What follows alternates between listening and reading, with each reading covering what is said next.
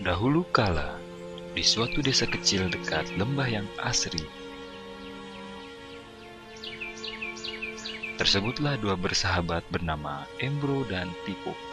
Mereka adalah tipe pemuda yang berambisi untuk menjadi orang terkaya di desanya.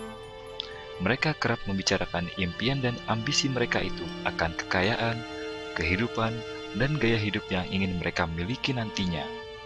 Mereka tidak takut untuk bekerja keras. Hanya saja mereka masih belum mendapatkan kesempatan untuk dapat mewujudkan cita-cita mereka. Hingga suatu hari, kesempatan itu pun datang. Desa mereka membutuhkan lebih banyak air. Oleh karena itu, kepala desa mempekerjakan Embro dan Pipo untuk mengambil air dari mata air di gunung untuk dibawa ke tempat penampungan di desa. Mereka akan dibayar sesuai dengan banyaknya air yang dapat mereka bawa. Maka, mereka berdua pun menyambut dengan baik kesempatan ini. Embro dan Pipo pun segera melaksanakan pekerjaan tersebut dengan bersemangat. Setiap hari sejak pagi hingga sore, mereka bergegas menuju mata air dengan membawa ember masing-masing. Mereka bekerja keras untuk membawa air sebanyak mungkin ke tempat penampungan air di desa. Menjelang sore hari, mereka pun pulang dengan membawa upah dari hasil jerih payah mereka hari itu. Embro merasa puas sekali dari hasil kerjanya itu dan besarnya upah yang ia dapatkan. Ia yakin bahwa dengan pekerjaannya ini, ia bisa segera mewujudkan cita-citanya. Lain halnya dengan Pipo, ia merasa tidak nyaman dengan cara yang mereka lakukan itu. Ia mencari cara yang lebih nyaman untuk mendapatkan lebih banyak uang. Suatu hari, Pipo mendapat sebuah gagasan. Ia berniat membangun sebuah saluran pipa untuk langsung mengalirkan air ke tempat penampungan di desanya, sehingga ia tidak perlu lagi membawa ember. Dengan antusias, Pipo pun menceritakan gagasannya ini kepada Embro dan mengajaknya bekerja sama. Tetapi, Embro tidak sependapat.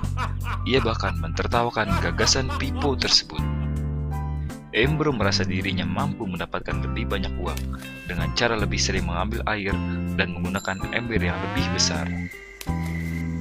Dengan cara ini, Embro yakin penghasilannya akan meningkat.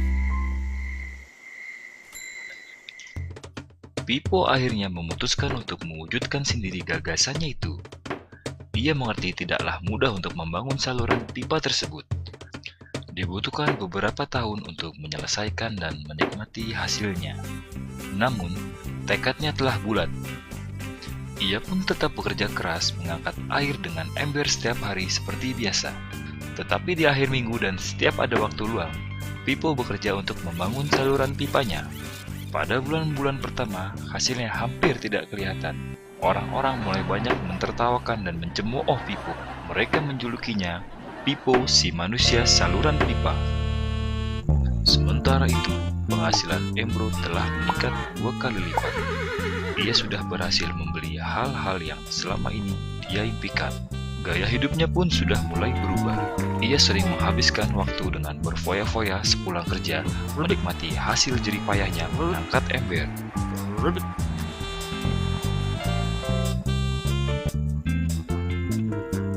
Seiring bertambahnya usia, kinerja Embro pun sudah semakin lamban karena beratnya ember besar yang ia bawa setiap hari.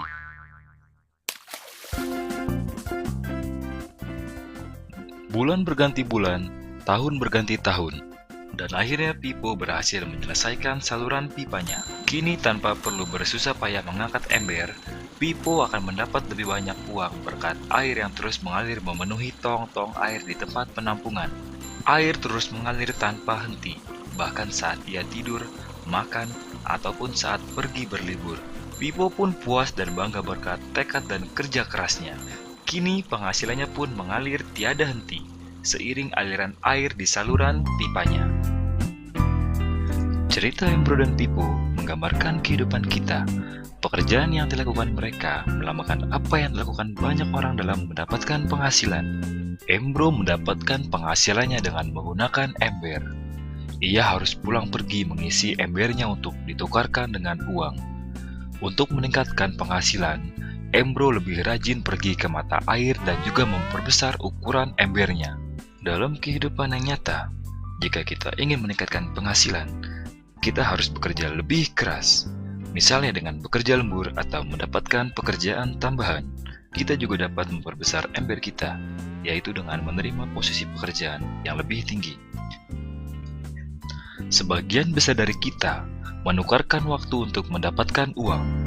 Seperti juga Embro, kita hanya memiliki 24 jam per hari, dan tidaklah mungkin kalau kita membarterkan seluruh waktu kita untuk bekerja. Ada saatnya ketika kita tidak mampu membarter lagi waktu kita karena alasan usia, penyakit, ataupun alasan lainnya, sehingga penghasilan kita terhenti sama sekali. Tetapi coba perhatikan apa yang dilakukan Pippo. Secara bijaksana, Pippo tidak membarterkan seluruh waktunya hanya untuk mendapatkan penghasilan yang terbatas. Dia menggunakan sebagian waktu yang dimilikinya untuk membangun saluran pipa karena dia tahu saluran pipa ini akan mendatangkan penghasilan yang berkesinambungan tanpa ia harus membarterkan seluruh waktunya. Dia tahu bahwa suatu hari nanti, mungkin karena alasan usia atau kesehatan, dia tidak akan lagi dapat membarterkan waktunya dengan uang. Untuk mampu mewujudkan gagasannya, dia hanya perlu bekerja keras sekali saja dengan cara membangun saluran pipa. Setelah itu, maka penghasilan akan mengalir bagi Pippo. Pippo telah menunjukkan kepada kita bahwa untuk mendapatkan penghasilan, kita tidak harus selalu membarter waktu kita dengan uang. Ada cara lain yang lebih baik. Bagaimana dengan Anda? Apakah Anda masih seperti Embro yang membarterkan waktu Anda untuk mendapatkan penghasilan? Atau Anda ingin mengikuti jejak Pippo dengan mulai membangun saluran pipa untuk mendapatkan penghasilan yang berkesinambungan? Jika Anda tertarik dengan gagasan saluran pipa, hubungi orang yang meminjamkan Anda DVD ini agar Anda bisa memulai membangun saluran pipa penghasilan Anda saat ini juga.